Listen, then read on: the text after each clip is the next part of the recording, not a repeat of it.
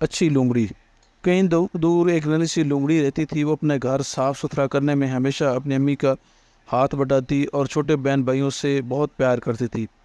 کبھی ان پہ غصہ نہیں ہوتی تھی۔ وہ اپنے ابا کے کام بھی دوڑ دوڑ کر دیتی تھی، اگر وہ نہ بھی کہتے پھر بھی۔ پہلی بار سب کو یوں لگنے لگا تھا کہ لومڑیاں بھی اچھی ہوتی تھی، لیکن پھر مسئلہ یہ تھا کہ لومڑیوں کو کوئی اچھا سمجھتا نہیں تھا، جس سے اس ننھی لومڑی جس کا نام پیلو تھا کو بہت صدمہ ہوتا تھا۔ اس کی خواہش تھی کہ ہر کوئی لومڑیوں سے پیار کرے۔ اس نے فیصلہ کیا کہ وہ اس صورتحال کو درست کر کے ہی رہے گی۔ یہ کام اس نے مرغیوں سے شروع کیا۔ جیسی شام ہوئی وہ مرغیوں کے ڈربے کے قریب چلی گئی اور انہیں لوری سنانا شروع کر دی۔ مرغیاں نے پیلو کو لومڑیوں کی آواز سنی تو گھبرا گئی اور زور زور سے اپنے پر پھڑپھڑانے لگی اور غصے سے پیلو سے کہنے لگی، ظالم لومڑی، چلی جاؤ یہاں سے، ہم تمہیں پسند نہیں کرتے۔ پیلو کچھ دیر ان کے غصے کو برداشت کرتی رہی، پھر مایوس ہو کر لوٹ آئی۔ وہ سوچ رہی تھی کہ جب میں ان سے بات ہی نہیں کر سکتی تو یہ میری دوست کیسے بنے گی۔ وہ پہاڑی سے نیچے اتری تو چند میمنوں کا اچھلتا کودتا دیکھا۔ وہ سونے سے پہلے کا کھیل کھیل رہے تھے۔ وہ بولی، میمنوں آؤ میں تمہیں نرم گرم بستر میں سلا دوں، لیکن اس کی آواز سن کر میمنے بدک گئے اور زور زور سے اچھلنے کودنے لگے۔ ان کے زور سے میمنہ نے آواز سن کر ایک بوڑھا مینڈا گھر سے نکلا۔ پیلو کو وہاں دیکھ کر اس نے کہا، یہاں سے چلی جاؤ ورنہ میں تمہیں اپنے سینگوں سے اڑا دوں گا۔ پیلو بولی، میں انہیں نقصان نہیں پہنچانا چاہتی، میں تو انہیں اپنا دوست بنانا چاہتی ہوں۔ مینڈے نے غصے سے جواب دیا، لیکن وہ تو تمہیں اپنا دوست نہیں بنانا چاہتے، تم تو پہلے ہی ان میں سے کئی ایک کو ہڑپ کر چکی ہو۔ پیلو یہ بات سن کر سخت شرمندہ ہوئی۔ وہ دل میں خود کو کہنے لگی کہ وہ تو سبزی خور ہے، وہ میمنے کیسے کھا سکتی ہے۔ پیلو کو معلوم ہو رہا تھا کہ وہ بہت مشکل کام کرنے گھر سے نکلی ہے۔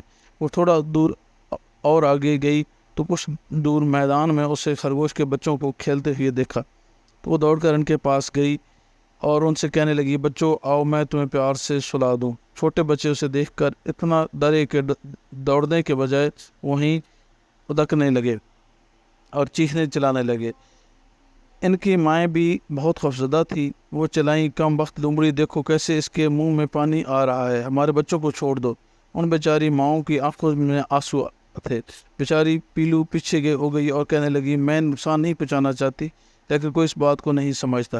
جب کچھ بن نہ پڑا تو بیچاری پیلو گاؤں کی طرف چل دی۔ راستے میں اسے ہم عمر لومڑی کے بچے ملے۔ انہوں نے پیلو کو آواز دی اور کہنے لگی، پیلو ہمارے ساتھ چلو، ہم گاؤں میں چھاپا مارنے جا رہے ہیں۔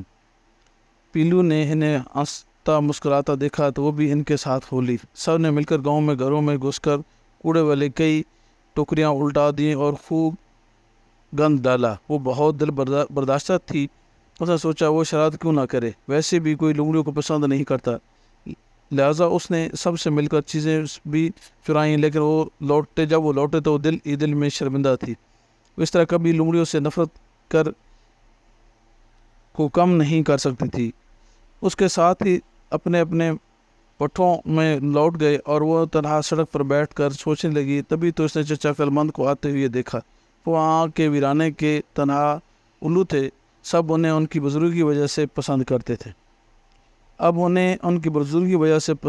تھے۔ چچا عقلمند اپنی گردن کو چاروں طرف گھماتے ہوئے بولے، سب لوگ لومڑیوں کو برا سمجھتے ہیں، تمہیں ان کو سمجھانا ہوگا کہ سب لومڑیاں خراب نہیں ہوتی، اور کچھ نہیں تو گاؤں صاف کرنے میں میری مدد کرو۔ ان کے کہنے پر گاؤں جو خود لومڑیوں نے گندا کیا تھا، بیچاری پیلو نے بابا عقلمند کے ساتھ دوڑ کر صاف کیا۔ کہیں جھاڑو پھیرا، کہیں پوچھا لگایا۔ پھر اگلے دن پیلو نے سوچا کہ کیوں نہ وہ سب جانوروں کو دعوت پر بلائے۔ اس نے سب کو دعوت نامے بھجوائے۔ جلد ہی ایک ایک کر کے جانور آنے لگے۔ پیلو نے انہیں خوش آمدید کہا، پھر ان کے ساتھ مختلف کھیل کھیلے۔ پھر سب نے اکٹھے چائے پی۔ واپس جاتے وقت سب کو تحفے دیے گئے۔